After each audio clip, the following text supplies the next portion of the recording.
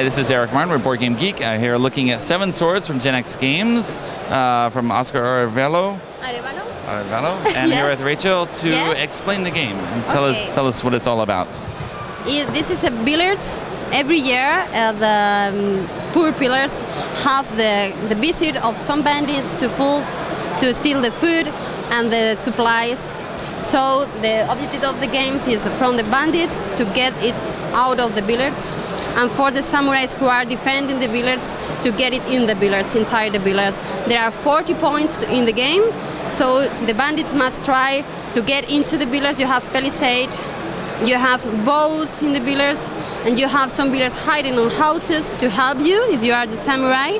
But the bandits must defend, must combat to the palisade, disarm it, get into, get the tokens, and go out.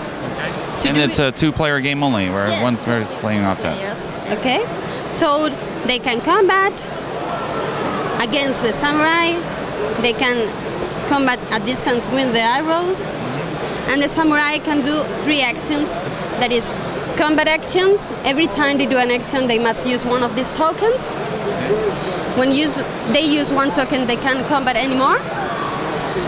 With the combat token, they can fight against the bandit or use 1 bow. They can move with this token, and they can ask for help to the villagers hiding with the leadership token. But what happens if they have all the tokens? They can't do anymore. So they have these tiles to play their actions. If they place this one, they will have 7 actions, and so on.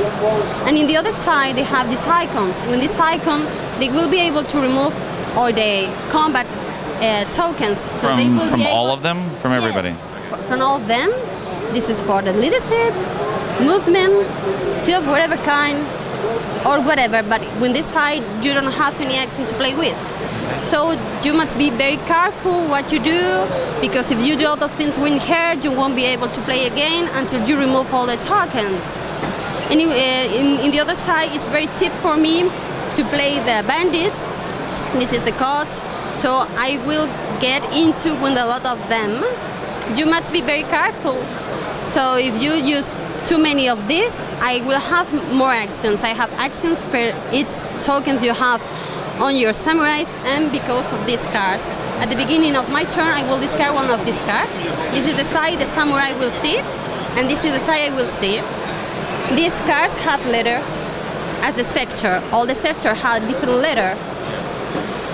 At the turn marked with red, I will discard 1 card, and the letter in that card will kill a samurai. I mean, if I am in the red turn, I discard this card, so this samurai dies instantaneously. Okay. So you must be very careful what you do to be able to move out the samurais from the sector. Here is a tip, so you know if I discard the B and C, forget the points. B and C are safe, and that's the game. So it lasts 18 turns at most? Yes, it's the most, but if the bandit player kills all the samurai at combat, the game ends. And if they get out 20, 21 points? Yes, or well, if the bandit player kills the samurai, the bandit wins. But at the 18th turn, the winner is the one who has more victory points. Inside the villages are for the samurais. Outside the villages are for the bandits. The bandits get also points for killing samurais at combat, and the samurai get points if they have the sector cleaned. I mean, you won't get points from this, but you get points for this one. And that's all. Okay. All right. Thanks very much for the overview.